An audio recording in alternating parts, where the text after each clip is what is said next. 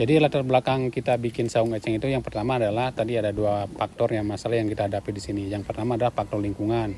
Lingkungan itu ada eceng gondok di belakang, ada sampah. Yang kedua faktor sosial ekonomi masyarakat, di mana masyarakat warga sini yaitu Kecamatan Ciamplas, masyarakatnya masih sisi ekonominya masih lemah, masih kurang. Sisi pendidikannya juga masih kurang.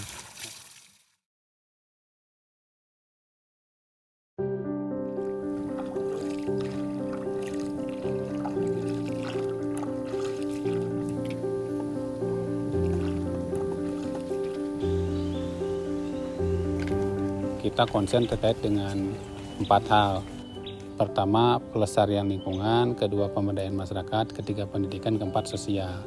Yaitu maka kita bentuk saung eceng, di mana tema dari saung eceng ini, semua saung-saung ini temanya adalah berbahan eceng gondok.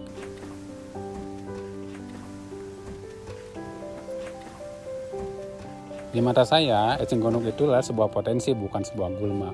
Banyak orang memandang bahwa eceng gondok itu sebuah gulma, yaitu yang mencemari lingkungan, yang merusak lingkungan. Tapi di mata saya, eceng gondok itu sebuah potensi.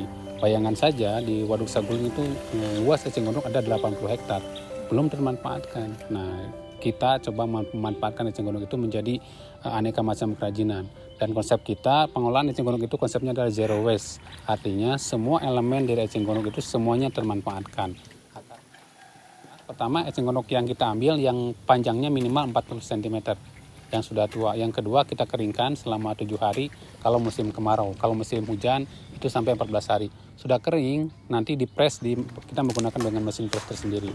Jadi udah dipres lalu dibikin kerajinan tergantung dengan kalau modelnya itu tergantung dengan cetakannya. Misalnya mau bulat, mau lonjong, mau persegi dan sebagainya tergantung cetakannya. Selain dipres juga langsung dibikin tambang. Nah, tambang ini sebagai aksesoris ketika kita bikin kerajinan eceng gondok. Eceng gondok di waduk itu fungsinya juga ada fungsinya, yaitu untuk menyaring polutan-polutan.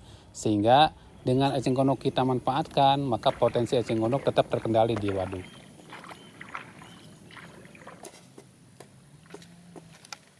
Eceng gondok belum ada yang memanfaatkan, cuma diambil, diangkat ke darat, dibiarkan begitu saja.